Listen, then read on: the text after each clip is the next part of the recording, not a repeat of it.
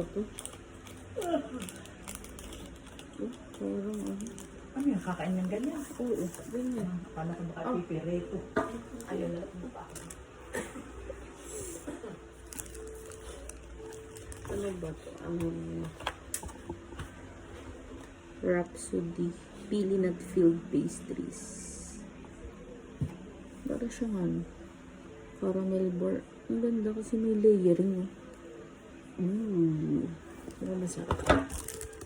Tikman natin.